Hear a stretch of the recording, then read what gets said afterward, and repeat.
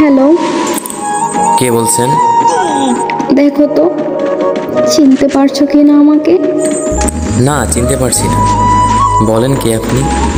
এত তাড়াতাড়ি ভুলে গেছো আমাকে? মনে রাখার মতো কি কোনো কারণ আছে যে মনে রাখবো? তো এতদিন পরে কি মনে করে ফোন দিলেন? বেঁচে আছি না মরে গেছি এটা জানার জন্যে? মরি নেই, বেঁচেই আছি।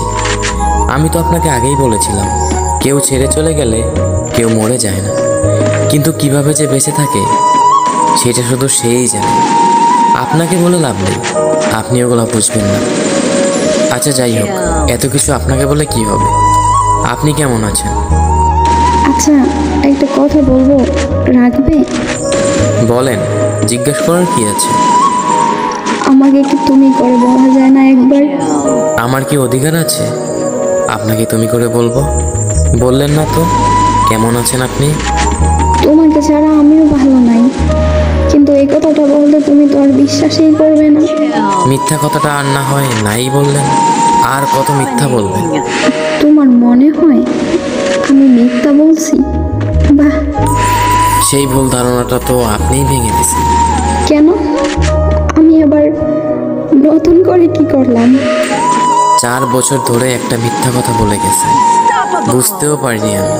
কতই না বলতেন ভালোবাসি ভালোবাসি, কিন্তু এটা যে মিথ্যা বুঝতেই পারিনি। আমি তোমাকে ভালোবাসি এই কথাটা মিথ্যা বলছি? মিথ্যা ছিল এই কথাটা? তা নয় তো কি, সত্যি বলছেন?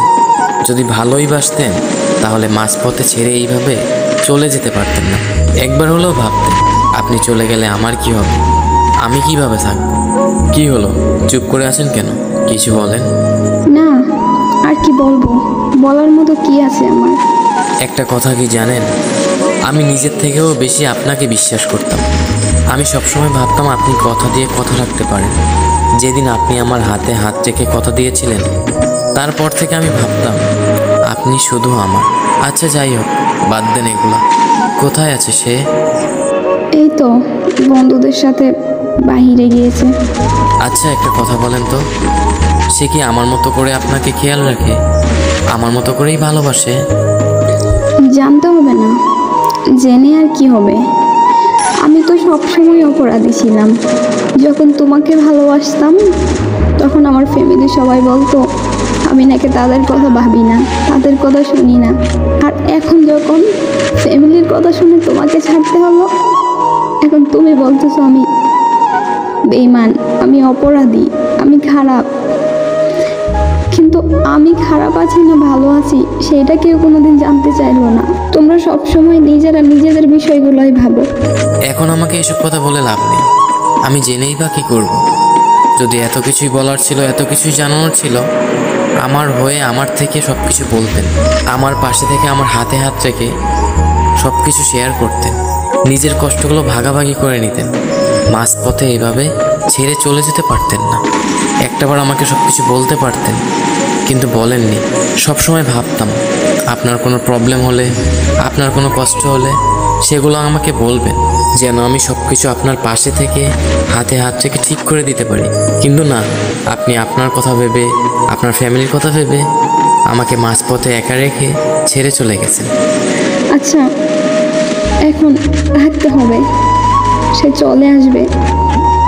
আর পারলে আমাকে ক্ষমা করে দিও, নিজের জীবনটা নতুন করে গুছিয়ে নিও। আর আমি তোমাকে সত্যিই ভালোবাসতাম, আমারও কিছু করার ছিল না। আমি পরিস্থিতির শিকার হয়ে বিয়েটা করতে বাধ্য হয়েছিলাম, কিন্তু তুমিও তো সেটা বুঝবে না। কেন বুঝবে? আমার মা বাবাই যেহেতু বুঝে নাই, তুমি তো একটা পরের ছেলে, তুমি আমাকে কী করে বুঝবে?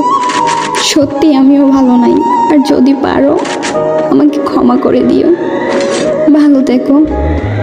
আচ্ছা, রাখলাম। এই শোনেন, হ্যালো হ্যালো,